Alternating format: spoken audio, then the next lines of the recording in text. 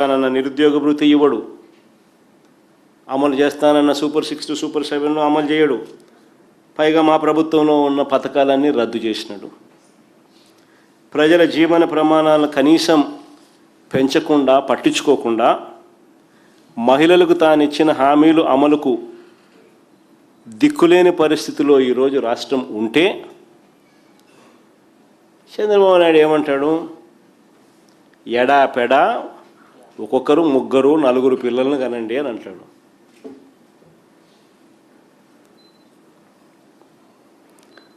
స్వామి, ఖండం కథ దేవుడు ఎరుగు స్వామి. చంద్రన్న పెళ్లి కానీ మేనిఫెస్టోలో పెట్టినావు. ప్రతి జంటకు పెళ్ళి అయితేనే ₹1,00,000 ఇస్తానన్నావు. ఇంతవరకు ఒక్కరికి ఇచ్చింది, ఒక్కరికి ఇలా. అది ఎప్పుడు ఇస్తావు స్వామి అని అడిగినాం. ఇంతవరకు ఇలా దాని గురించి మాట్లాడు. కానీ 3వ బిడ్డ కంటే మాత్రం డబ్బులు ఇస్తాడంట. ఎన్నికల్లో మేనిఫెస్టోలో చెప్పిన చంద్రన్న పెళ్లి కానుకకు దిక్కులేదు. ఇప్పుడు 3వ బిడ్డ కంటే డబ్బులు ఇస్తాడని చెప్పి ఇప్పుడు చెప్తున్నాడు కొత్తగా.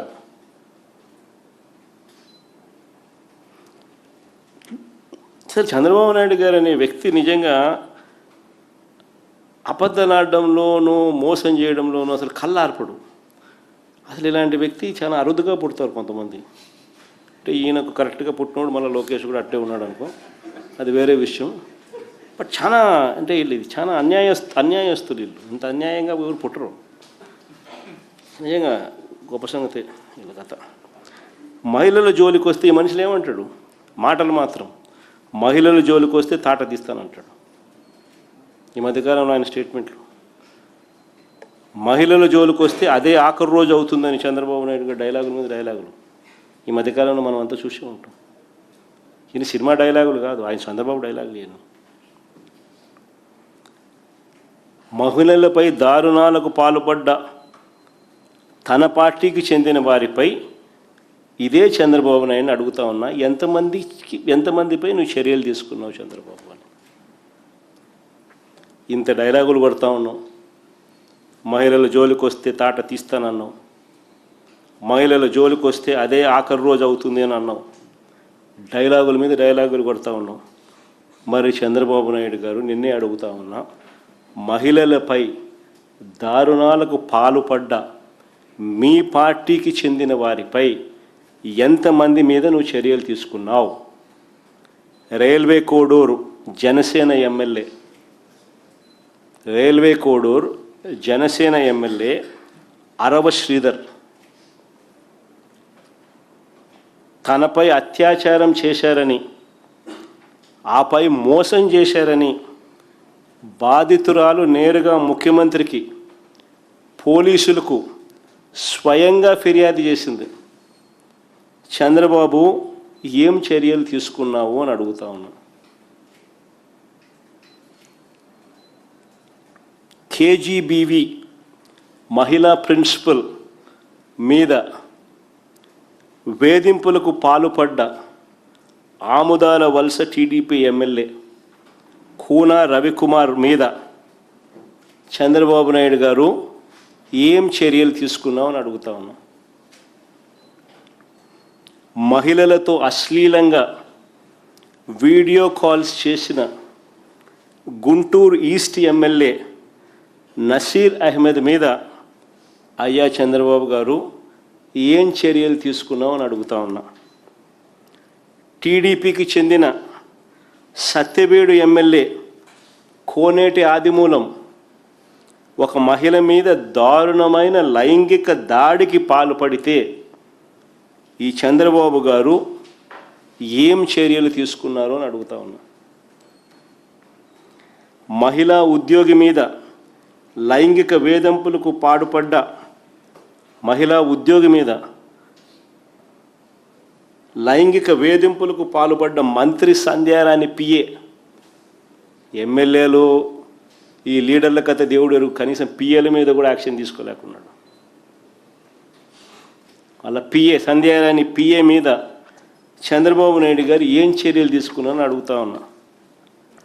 పైగా బాధితురాల మీద కూడా తప్పుడు కేసు, ఉల్టా కేసు పెట్టినారు. బాధితురాలి మీదనే. అంతెందుకు ప్రస్తుత టీడీపీ చైర్మన్, ప్రస్తుత టీటీడీ చైర్మన్ ఒక మహిళను మోసం చేసి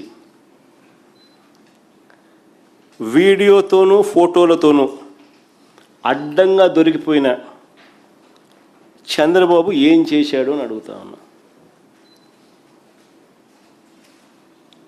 సరే, వాళ్ళంతా పొలిటీషియన్స్లే, వాళ్ళ జోలికి పోతే చంద్రబాబు నాయుడికి అని ఇబ్బందిలే అని ఏమైనా హెసిటేట్ చేస్తున్నాడేమో చంద్రబాబు అని అనుకుంటే, టీటీడీ చైర్మన్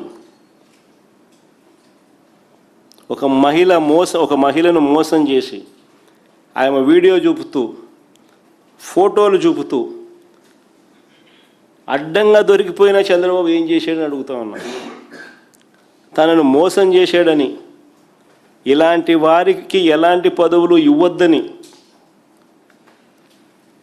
విచారణ చేసి తగు చర్యలు తీసుకోవాలని ఈ బాధితురాలు చంద్రబాబు నాయుడు గారికి గతంలోనే లేఖ రాసిందట. ఆ లేఖ కాపీ కూడా ఈ మధ్యకాలంలో బయటకు వచ్చింది. లేఖ రాయడమే కాకుండా దాని అక్నాలెడ్జ్మెంట్ కూడా మళ్ళా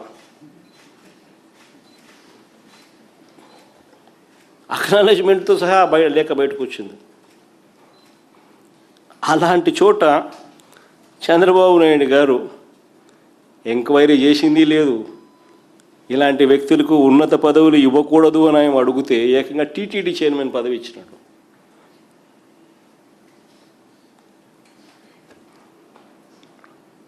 నిజంగా దేవుడి మీద వీళ్ళకు భయం లేదు, భక్తి లేదు, నిష్ట లేదు.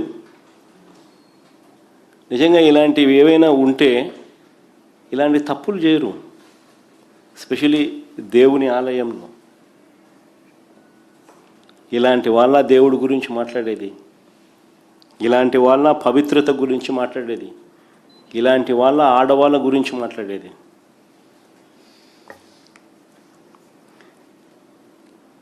చివరికి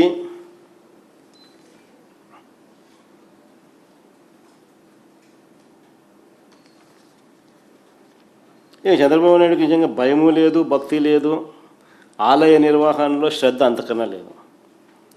నిన్ననే కదిరిలో జరిగిన రథోత్సవంలో రథం కింద పడి 6 భక్తులు గాయపడ్డారు.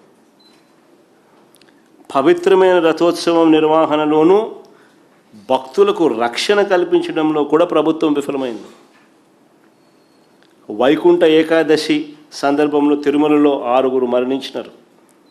ఫస్ట్ టైం తిరుపతి హిస్టరీలో, తిరుమల తిరుపతి దేవస్థానం హిస్టరీలో ఇది ఫస్ట్ టైం. అది వైకుంఠ ఏకాదశి సందర్భంగా తిరుమలలో 6 మరణించినారు. సింహాచలంలో చందనోత్సవం సందర్భంలో 7 చనిపోయినారు గోడగూలి.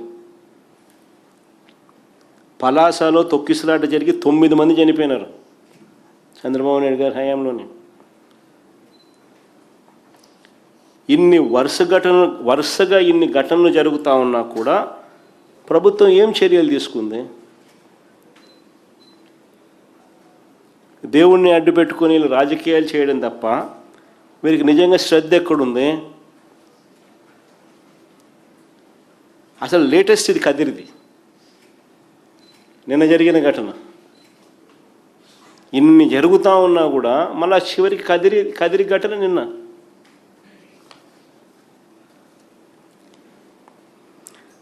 చివరికి తిరుమలకు సప్లై అయిన నెయ్యి వ్యవహారంలో కూడా మా పార్టీ నుంచి మా ఎమ్మెల్సీలు అడిగిన ప్రశ్నలకు చంద్రబాబు సమాధానాలు కూడా చెప్పలేదు.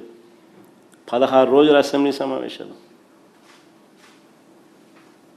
చివరికి తిరుమలకు సప్లై అయిన నెయ్యి వ్యవహారంలో కూడా మా పార్టీ నుంచి మా ఎమ్మెల్సీలు అడిగిన ప్రశ్నలకు చంద్రబాబు దగ్గర నుంచి సమాధానాలు రాలా.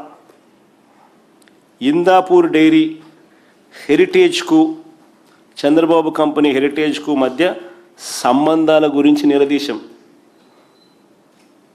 చంద్రబాబు నాయుడు సమాధానం చెప్పలేదు. సంగం డైరీ, వైష్ణవి డైరీల మధ్య సంబంధాల గురించి ప్రశ్నించాం, కానీ చంద్రబాబు నాయుడు గారు నోరు మెదపలేదు.